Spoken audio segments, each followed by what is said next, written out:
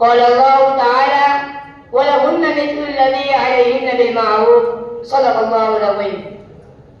محترم حضرات، آج سے 1400 سال پیچھے چلے جائے جب لڑکیوں کو زندہ دفن کرنا فخر کی بات سمجھی جاتی تھی، جب عورتوں کو صرف عیش کا ایک سامان سمجھا جاتا تھا، جب عرب کا جاہل معاشرہ عورتوں کو صرف رنگ محفل سمجھتا تھا، جب ماؤں بہنوں کی عزت خاک میں ملائی جا رہی تھی، جب یورپ میں ابھی اس بات پر تحقیق جاری تھی کہ عورت بھی انسان ہوتی ہے یا نہیں، جب افلاطون جیسا فلسفی یہ کہہ رہا تھا کہ ہاں عورتوں میں بھی جان ہوتی ہے، جب سقراط جیسا دماغی یہ کہہ رہا تھا کہ عورتیں ایک بندہ ہے جو مردوں کو پھنسانے کے لیے بنایا گیا ہے،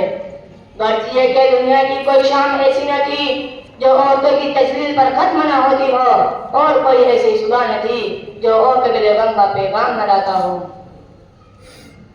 ایسے خوفناک ماحول میں ایک نبی آتے ہیں، اسلام کا پیغام لاتے ہیں، کائنات کے لیے محبت کا پیغام لاتے ہیں، جو رحمت ہی رحمت ہے، شفقت ہی شفقت ہے۔ وہ اس ظالم معاشرے کے خلاف یکوتنا کھڑے ہو جاتے ہیں اور پوری طاقت کے ساتھ اعلان کرتے ہیں، لوگوں عورتوں پر ظلم و ستم بند کرو، وہ بھی تمہاری طرح کے انسان ہیں، استوصوا بالنساء خیرا، لوگوں عورتوں کے ساتھ بھلائی کا معاملہ کرو، وَلَهُنَّ مِثْلُ الَّذِي عَلَيْهِنَّ بِالْمَعْرُوفِ، مردوں کی طرح ان عورتوں کے بھی کچھ حقوق ہیں۔ محترم حضرات، یہ آواز کیا آئی کہ ہر طرف کلیاں کھل اٹھی، بہاروں پر بہار آ گئی، آج معصوم کلیوں کو جینے کا حق مل گیا، ننھی گڑیا جنہیں دفن کرنا ایک پیشن تھا اب ایک گناہ سمجھا جانے لگا۔ آپ نے عورتوں کے لیے حقوق بیان کیے کہ حجۃ الوداع سے لے کر اپنی وفات تک بھی اس کا بار بار تذکرہ فرماتے رہے، مردوں کو عورتوں کا محافظ بنا دیا، ان کے حقوق کا نگراں کرا دیا، اور ایسے اصول بنائے کہ رہتی دنیا تک اس کی مثال نہیں لائی جا سکتی۔ غرض یہ کہ اسلام نے عورتوں کو جو مقام و مرتبہ دیا ہے وہ کسی بھی مذہب میں نہیں ہے، کسی دھرم میں نہیں ہے، جس کا تقاضا تھا کہ ہماری عورتیں اسلام کے قدموں پر نثار ہو جاتی، اسلام کے دیے گئے رفعت و عزت پر قربان ہو جاتی، مگر افسوس کہ آج ہماری مائیں بہنیں اسلام کے ان عظیم احسانات کا شکریہ ادا کرنے کے بجائے اسلام کے مخالف کام کر رہی ہے، اور اسلام کے مقابلے مغرب کی تہذیب اور گندے کلچر کو زیادہ اہمیت دے رہی ہے، اور دن بدن اسلام کے بجائے آزادی نسواں کے جھوٹے علمبرداروں کے چنگل میں پھنستی چلی جا رہی ہے۔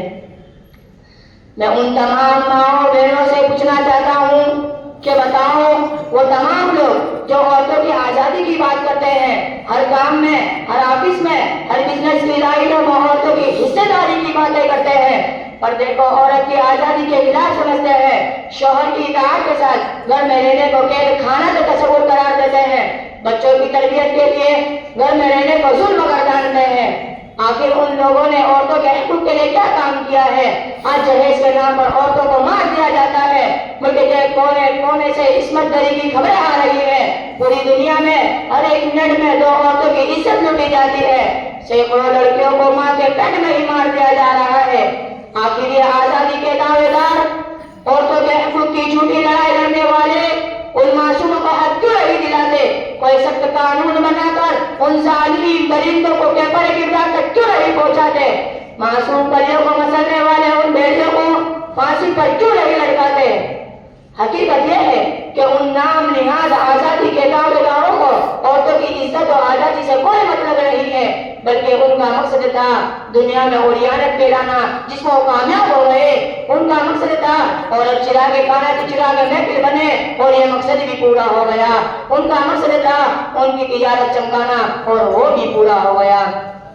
چنانچہ آج دیکھیے کہ 1 روپے کا معمولی سامان پر عورتوں کی آزادی میں کھلا فوٹو چھاپا گیا ہے، اچھی چیز سے لے کر بری چیز میں عورتوں کے فوٹو چپکائے گئے ہیں، جس کا مقصد تھا کہ گراہک اس سامان کی طرف متوجہ ہو جائے۔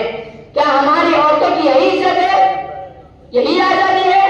اگر اسی کا نام عزت ہے تو بتائیے ذلت کا معنی کیا ہوتا ہے؟ اس کا ایک مفہوم کیا ہوتا ہے؟ خلاصہ یہ ہے کہ اصل میں عورتوں کو حقیقی آزادی اسلام نہیں دی ہے، اور جس آزادی کا نام یہ دنیا والے بتاتے ہیں وہ آزادی نہیں، دھوکہ ہے، لگی ہے اور ہمارے دین و ایمان کے خلاف بھی ہے۔ آخر میں دعا ہے کہ اللہ تعالی ہم سب کو اسلام کے تمام احکام پر عمل کرنے کی توفیق عطا فرمائے، آمین۔ وما علینا الا البلاغ۔